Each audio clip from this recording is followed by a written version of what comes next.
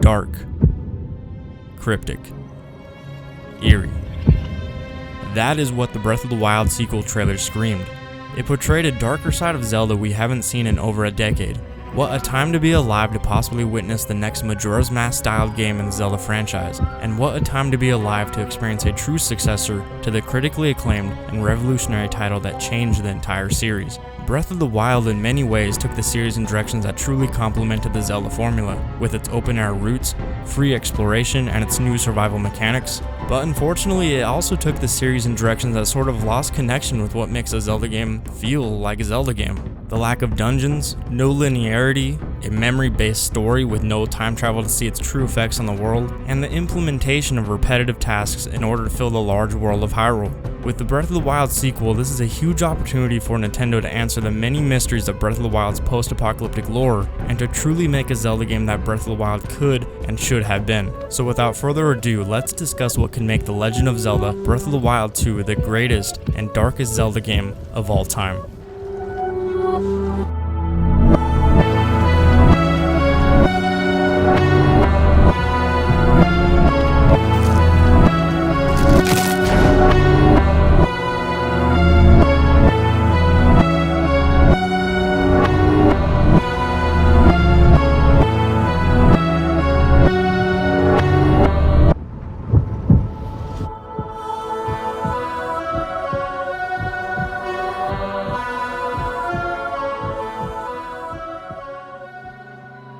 Without a doubt, Breath of the Wild was a great Zelda game, so regardless of all the criticism I will be giving it in this video, just know I truly enjoyed the game. It was just unfortunate that most of my discoveries while exploring Hyrule ended up in disappointments, and these disappointments became predictable after reaching a few hours of gameplay. When we first jumped in the game, we had so many questions. I wonder what's on top of that mountain over there. I wonder what's down in this trench. Wow, I wonder what's inside this dark forest. But little did we know that most of the time it would only be one of three things: a shrine, a Korok seed, or a mini-boss. That's it. Minus of course main quests, side quests, and towns, these were the only discoveries that came out of free exploration in Breath of the Wild, which really defeated any sort of surprise. Of course the beginning hours were completely magical as with any Zelda game, discovering all the enemies, villages, regions, weapons, etc. But after a while you basically knew what you were getting yourself into no matter how far you traveled, and unfortunately it felt very repetitive for the most part.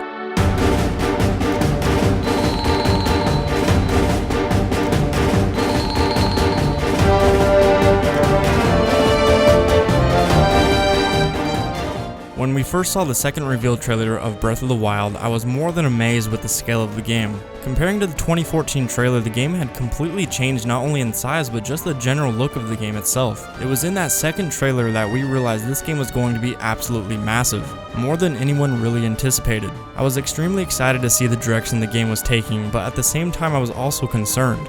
I was always asking myself, how are they going to fill this large world of Hyrule so that it doesn't feel empty? Well, we all know the answer to that question now. In my opinion, if you have to put 120 of the same thing, and then 900 of a different thing in your game in order to fill it with content, your world was just too large for your development time. I've always felt that the Zelda we saw back in 2014 would have been the better version of Breath of the Wild. A smaller Hyrule, but with significant discoveries and much more variety. And by significant discoveries, I don't mean anything we haven't seen before in the Zelda series, like themed temples that provide an item or clothing piece that impact the game, secret locations that have heart pieces or other collectibles, or side quests that have great stories behind them and aren't just fetch quests. Most of the discoveries in Breath of the Wild felt very insignificant. Even the Master Sword, out of all things, felt like it didn't even have a purpose in the game. The only satisfying thing to find really was clothing, because it was that one type of item that didn't break and you could actually keep.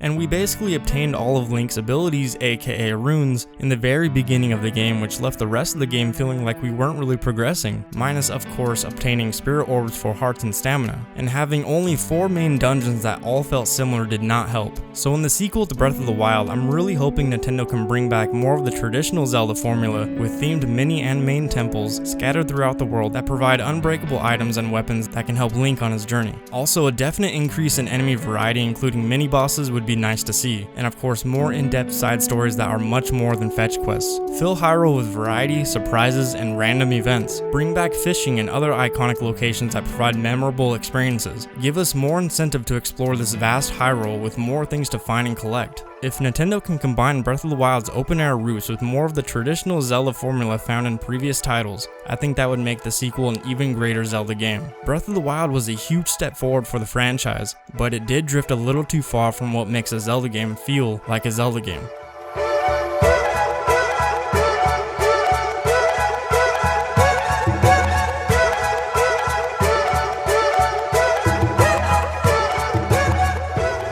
Breath of the Wild had a little too much freedom. I know that sounds kinda weird. How can a game have too much freedom? Well, let me explain. When exploring an open world game, sometimes uncharacteristically, the most satisfying thing is having boundaries. Having the freedom to explore the world but discovering areas that can't be accessed or that require further assistance to be accessed is a great feeling. It brings that sense of mystery and challenge to a game. And we've seen things like this before in past Zelda games like The Wind Waker, where you could travel across the whole sea but some islands couldn't be accessed yet without a certain item or song. I think the sequel to Breath of the Wild needs that sort of linearity where we can still explore all of Hyrule and go wherever we want, but some areas or temples should have boundaries where we have to figure out how to access them, whether that be obtaining a certain skill or item that can unlock it, or even as simple as finding a key in another mini temple. And I'm not saying all areas should have boundaries, but I think it would be a very satisfying feeling to be exploring Hyrule and finding an item or completing a side quest that unlocks a temple you had found a few hours ago that was previously locked. Am I saying that temples should have to be completed in order?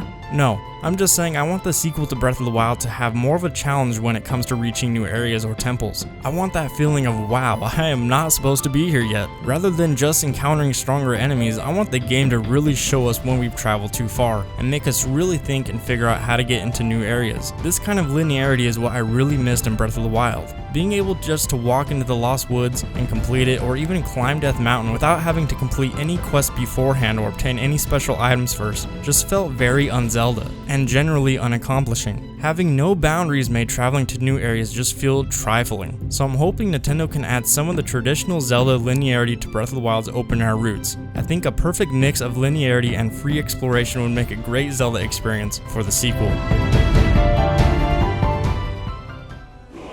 During the development of Breath of the Wild, Eiji Aonuma and his team were very inspired by Bethesda's famous open-world game Skyrim, and after experiencing Breath of the Wild, we can really see how Skyrim influenced the overall world design with Breath of the Wild's massive size and gorgeous environments. Nintendo always has a way of taking inspiration, completely turning it around, and creating something truly special. And now this time around, it has been confirmed that the development team behind the sequel to Breath of the Wild are currently taking inspiration from Rockstar's masterful Red Dead Redemption 2. And here to explain to us what that could possibly mean for the sequel's story, narrative, and overall darker approach is my good friend ZackWantsToPlay.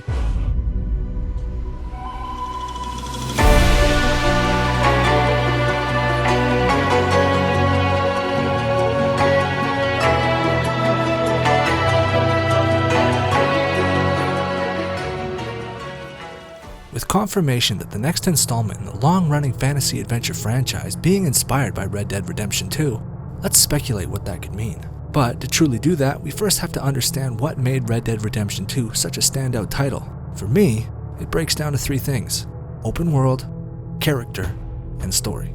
With Breath of the Wild being almost unanimously praised for its open world, there isn't much we can add here. Perhaps a more robust hunting system. Perhaps more areas of interest with unique and memorable random encounters. Or maybe sprinkling the world with minigames similar to how Red Dead had games like poker, dominoes, and five-finger fillet. But I think Red Dead's biggest achievement in its open world is how truly alive it felt. Rockstar's open worlds always manage to make you feel like you've just been dropped into a living, breathing world. People go about their lives, something is always happening, and everything just coexists fluently. Honestly, there's lots Nintendo can draw from when it comes to its open world. So, we're just gonna have to wait and see. To me, the strongest element of Red Dead Redemption 2 is its characters. Arthur Morgan was authentic, troubled, and in a way, damned from the beginning. But through the campaign, you get a chance to see him evolve. There was never one point where all of a sudden he's this drastically different person. His character changed and developed organically through his interactions and choices. And it wasn't just Arthur who we see develop, but the whole supporting cast. Each character has a part in the ultimate downfall of the Vanderlyn gang, and watching it happen is as heartbreaking as it is enthralling. For Nintendo to truly encapsulate this will be a challenge. At the heart of Red Dead is a man trying to do better, but Link has always been the good guy. He has always done the right thing. With the Breath of the Wild sequel taking a darker approach, could we see Link walk away from this burden? Could we see him simply give up and let Hyrule meet its fate? This direction would be able to introduce inner conflict upon Link. I mean, at the end of the day, we all know he'll end up saving the world and defeating Ganon. But having him abandon this mission at the start of the game and have him fight within himself whether he should, or even if he has it in him, to save the world one more time could add a new dimension to his character. Equally, we could see more from Ganon.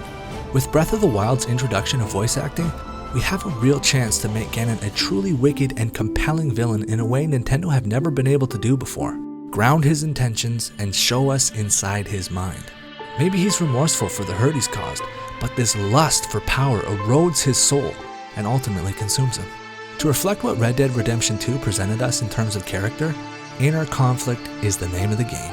The Legend of Zelda has always been rich with lore, but aside from the hero saves the princess and beats the bad guy storyline, Zelda has never really dove deep with a meaningful and complex story. Majora's Mask was probably the closest the series has ever come to dealing with mature and emotional ideas, but they never really took center stage. Link has always been a blank slate, so the majority of the storytelling comes from the world around him and the people in it. Red Dead does this as well with its side characters, but all these events and situations help shape the protagonist and ultimately guide his morals and the overall story. Link never truly seems to grow from these experiences. It will be hard to emotionally connect the player with Link in this way if he remains silent, but honestly, I don't see Nintendo giving him a voice. In conclusion, Nintendo have a lot to draw from when it comes to Red Dead Redemption 2, but to truly encapsulate the themes and ideas of Red Dead, they will have to deviate from their tried and true formula. But with how the Breath of the Wild sequel appears to be depicting a truly dark and different Zelda, this might be the perfect opportunity to do so.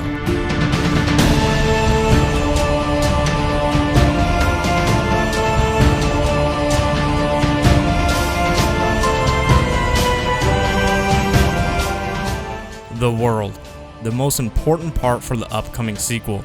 It will define the game's overall tone and atmosphere, and that is everything when it comes to a truly dark Zelda game. The world is also the most concerning part for this sequel. Eiji Aonuma has said it will be using the same world from Breath of the Wild. Now, Nintendo has done this before with A Link to the Past and A Link Between Worlds, using the same exact world, adding a few changes and mixing things up a bit. But a few changes will not work for a sequel to a game as massive as Breath of the Wild, where most players spent 70 plus hours exploring this particular Hyrule. Not only that, but A Link to the Past and A Link Between Worlds came out over 20 years apart from each other, and we are receiving this sequel just a few short years after Breath of the Wild released. This sequel's world has to be completely different from Breath of the Wild's, otherwise this game is going to feel like a massive DLC, and that scares me. The only other time we've seen a direct sequel like this in the Zelda series was with Ocarina of Time and Majora's Mask. The reason why that worked so well was because Majora's Mask used a completely different world and felt like a whole new game. So since Nintendo is deciding to reuse the same exact Hyrule rather than just borrowing its assets and building a new world for the sequel, they are going to have to completely fill this Hyrule to make it feel like a new world. Hopefully enough time has passed since the fall of Calamity Ganon, and Hyrule is once again civilized and populated with rebuilt towns and other points of interest, including a completely overhauled castle town. From watching the trailer, we see that there is going to be a new underground location in Hyrule. This gives me hope that there will be more of these underground areas aside from where the trailer takes place that will resemble locations like the Well, Graveyard, and Shadow Temple from Ocarina of Time. And hopefully these areas include very dark, creepy enemies like Redeads and of course these things. Adding other formidable areas to the world would also coincide with a darker theme. Another way Nintendo could make this Hyrule feel new is adding some sort of time travel to the sequel. This would be a perfect way to explain the many mysteries of Breath of the Wild's post-apocalyptic lore and for us to finally figure out who exactly the Zonai were and what part they played before the Calamity. Other than obviously filling Hyrule with more content and locations, Nintendo should also focus on making the world feel more alive and dynamic. Seeing the world change around us and be affected by the story as it evolves would be a great addition to the darker tone that Nintendo is going for. Include more life and authenticity in towns and the characters that live in them. In Breath of the Wild, the characters in towns didn't put off much emotion related to the world around them. There was no sense of dreadfulness or sadness coming from the fact that Calamity Ganon was trying to destroy Hyrule. No one seemed to really care. So to be able to visit a town in the beginning of the sequel and return to it later on in the story, and to be able to see the change in different emotions that come from the characters would add a ton of depth to the game's atmosphere. Let the world feel alive and revolve around the sequel's story, kind of like how Twilight Princess and Majora's Mask did. With Enuma confirming that the sequel to Breath of the Wild will be a little darker than Majora's Mask, I'm extremely excited to see what they decide to do with Hyrule to make it the darkest world we've ever seen in the Zelda series. Give this sequel the Alice in Wonderland treatment like you did Majora's Mask, by making the world just profoundly eccentric and outlandish, but at the same time completely magical. Go all out with the darkness and slap a T rating on this title, but whatever you do, please bring back this next thing.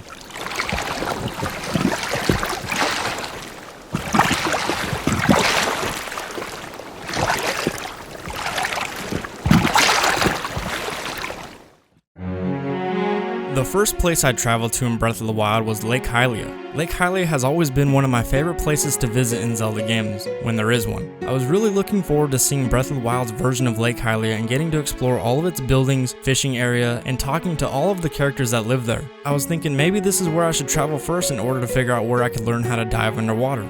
Well, it seemed that my expectations were a little too high. This goes back to what I was talking about earlier in the video, where a lot of my exploration led to disappointments in Breath of the Wild, and some things just felt very un-Zelda. Not only was Lake Hylia just an empty pit of water with no civilization and just a single shrine in the center, but there was also nothing to explore beneath the lake. I was completely dumbfounded when I figured out there was no underwater exploration in Breath of the Wild, especially for it having such a vast world with so many bodies of water. Nintendo definitely needs to redeem themselves with this one and bring back underwater swimming and exploration in the sequel to Breath of the Wild. Since they are using the same Hyrule again, it'll be really cool to revisit places like Lake Hylia and other large bodies of water to finally discover what's been beneath them this whole time. Maybe the iconic water temple below Lake Hylia, or maybe a sea creature mini-boss in the ocean.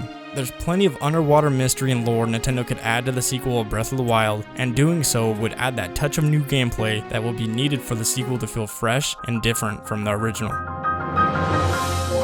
The sequel to Breath of the Wild has a lot to learn from the original. Breath of the Wild definitely took the series in the right direction, but it was by no means a perfect Zelda game. There just wasn't enough Zelda in my opinion. I respect what Nintendo was trying to do by changing up the formula and giving the player more freedom, but Zelda is a very sensitive series, and if you drift too far from the traditional formula, the game will lose its magic. Things like the memory-based story, the empty post-apocalyptic world, the repetitive 120 shrines and 900 Korok seeds, and the lack of traditional dungeons and items all combined really took a toll on the overall Zelda experience. But regardless of all that, it was still a great game, and it will definitely set the standard for all future Zelda titles when it comes to its beautiful, massive open world and state-of-the-art engine. Speaking of its engine, Breath of the Wild did go through a lot of trouble during development because of how long the engine took to build. This may or may not have had an impact on how Breath of the Wild's story and content came to be, but this time around, Nintendo will be reusing the same engine and basically borrowing Breath of the Wild's whole world and assets to create the sequel, which will allow them to solely focus on the game's story, content, and gameplay during the entirety of its development. And with the sequel depicting a darker theme and the development team taking inspiration from Red Dead Redemption 2, I think the sequel to Breath of the Wild could possibly turn into the greatest and darkest Zelda game we have ever seen, and I cannot wait to see more of it. But that's going to do it for this video. Thanks everyone for watching. These were just the main things I think Nintendo should add to the sequel that can make it an even greater Zelda game. If you liked the video, give it a thumbs up. If you didn't, a thumbs down, and consider subscribing to my channel for more Breath of the Wild 2 content just like this. And also go check out ZackWantsToPlay's channel as well. He does great game reviews and a variety of other quality content. And before you go, let me know down in the comment section below what you want to see in the sequel to Breath of the Wild.